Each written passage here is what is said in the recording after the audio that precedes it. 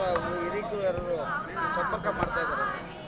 ಭಾರತೀಯ ಜನತಾ ಪಾರ್ಟಿಗೆ ನಾನು ಸೇರಬೇಕು ಅಂತ ಅನೇಕರು ಪ್ರಯತ್ನ ನಡೆಸ್ತಾ ಇದ್ದಾರೆ.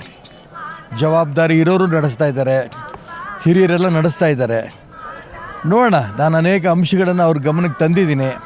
ಅದನ್ನು ಅವ್ರು ಪ್ರಸ್ತಾಪ ಮಾಡಿ ಅದನ್ನು ಅವರು ಒಪ್ಪಿಗೆ ಕೊಡ್ತಾರೆ ಅಂತ ನನ್ನ ನಂಬಿಕೆ ಇದೆ. ನಾನು ಭಾರತೀಯ ಜನತಾ ಪಾರ್ಟಿ ಬಿಟ್ಟು ಕಡಿದ್ರೂ ಬೇರೆ ಕಡೆ ಹೋಗಲ್ಲ. ನನ್ನ ರಕ್ತವೂ ಕೂಡ ಭಾರತೀಯ ಜನತಾ ಪಾರ್ಟಿನೇ.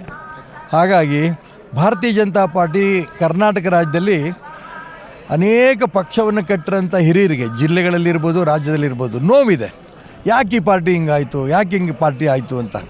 ಈ ಪಾರ್ಟಿ ಸರಿ ಹೋಗಬೇಕು ಅನ್ನೋಂಥ ಅಂಶವನ್ನು ಜವಾಬ್ದಾರಿ ಇರೋರ ಹತ್ರ, ಹಿರಿಯರ ಹತ್ರ ಪ್ರಸ್ತಾಪ ಮಾಡಿದ್ದೇನೆ. ಅವರು ಕೂಡ ಗಮನ ಹರಿಸ್ತಾರೆ ಅನ್ನೋಂಥ ನಂಬಿಕೆ ಇದೆ.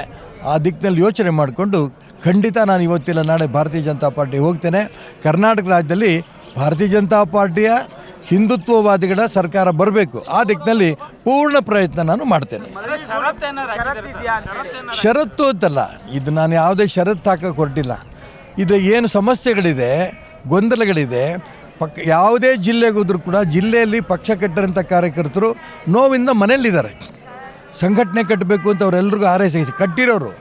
ಹಾಗಾಗಿ ಅವ್ರ ನೋವೆಲ್ಲ ಸರಿಪಡಿಸ್ಬೇಕು ಅನ್ನೋ ದಿಕ್ಕಲ್ಲಿ ಒಂದು ದೊಡ್ಡ ಗುಂಪು ಹಿರಿಯರದ್ದು ಪ್ರಯತ್ನ ಮಾಡಿದ್ರೆ, ನಾಯಕರದ್ದು ಪ್ರಯತ್ನ ಮಾಡಿದ್ರೆ ಅವರೆಲ್ಲರೂ ಕೂಡ ಪಕ್ಷದಲ್ಲಿ ಆ್ಯಕ್ಟಿವ್ ಆಗ್ತಾರೆ. ಅವ್ರು ಆ್ಯಕ್ಟಿವ್ ಆಗೋದ್ರಿಂದ ಸಂಘಟನೆ ಗಟ್ಟಿ ಆಗುತ್ತೆ. ಸಂಘಟನೆ ಗಟ್ಟಿ ಆಗೋದ್ರಿಂದ ರಾಜ್ಯದಲ್ಲಿ ಹಿಂದುತ್ವವಾದಿಗಳ ಸರ್ಕಾರ ಖಂಡಿತ ಬರುತ್ತೆ. ಬಿಜೆಪಿ ರಾಜ್ಯ ಬಿಜೆಪಿ ಘಟಕಕ್ಕೆ ಒಂದು 5 ಸರ್ಜರಿ ಆಗಬೇಕು ಅಂತ ನಾನು ಬೇರೆ ಹೇಳೋದು ಏನು ಹೇಳಬೇಕು ಅಷ್ಟು ಹೇಳಿದ್ದೀನಿ.